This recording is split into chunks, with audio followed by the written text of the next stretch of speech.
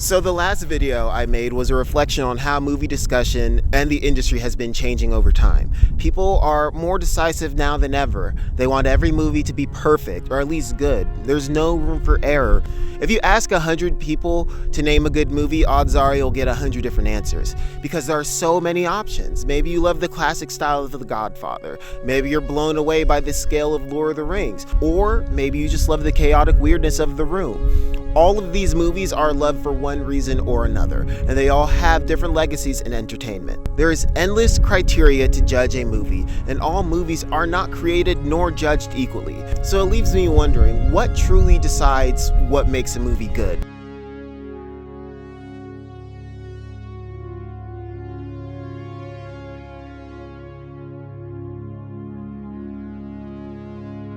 Let's start with the loudest voice in the room: popularity. Now, there are several movies that come to mind when I think good in terms of popular. I think about popcorn pleasers and cultural impact. Their popularity was the allure of the movie itself. We're talking about mass appeal, shared cultural moments, and the you had to be there factor.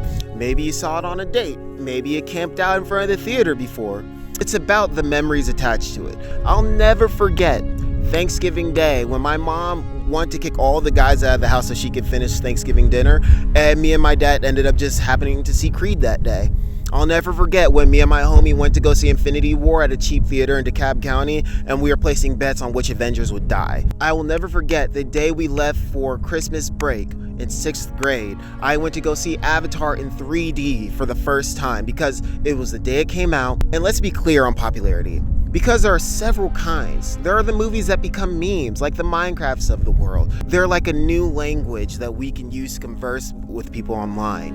And then we have the respected family heirlooms, the types of movies that we must show to our kids. Some movies are so good that we have to share them for generations. But what about the self-appointed gatekeepers?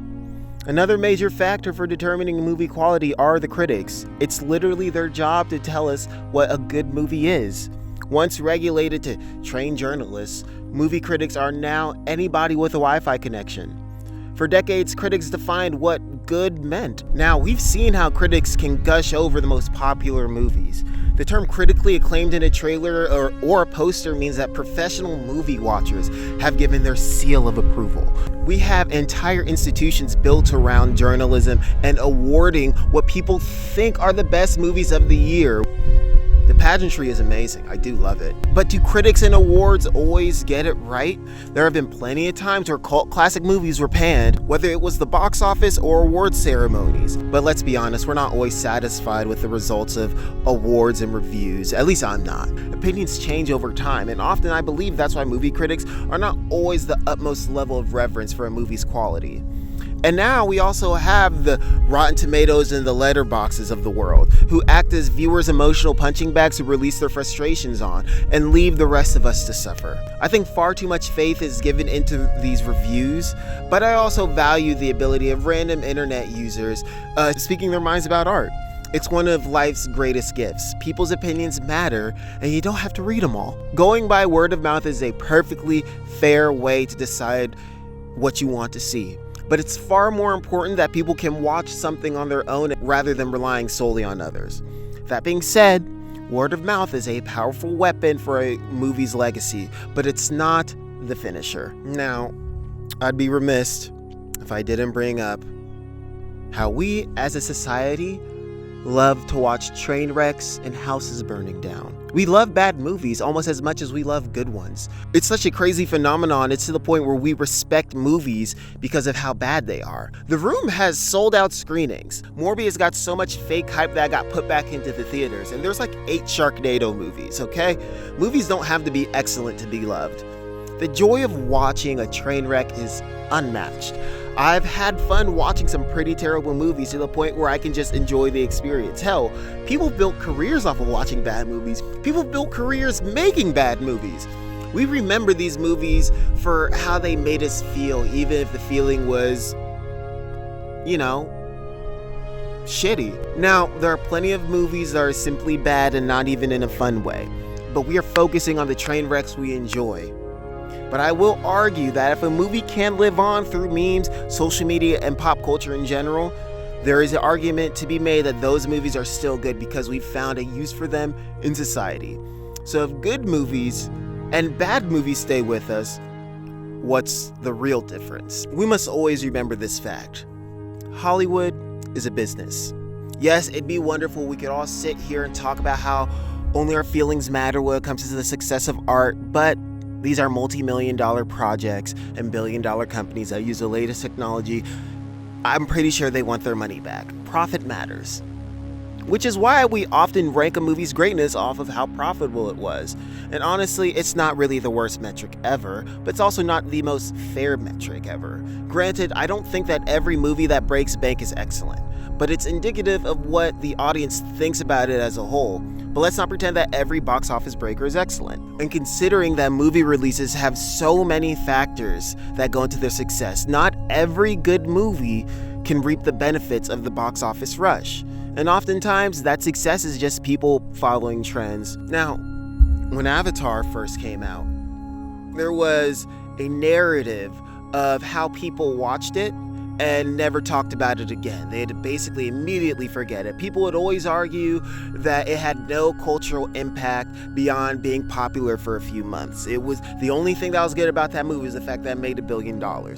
And that was an argument you could honestly make, although I do ultimately disagree with it. It didn't have the cultural imprint that most billion-dollar movies had at the time. Like, the biggest cultural impact that I can think Avatar had at the time was the Ryan Gosling Papyrus sketch. I didn't experience this because I loved Avatar from day one.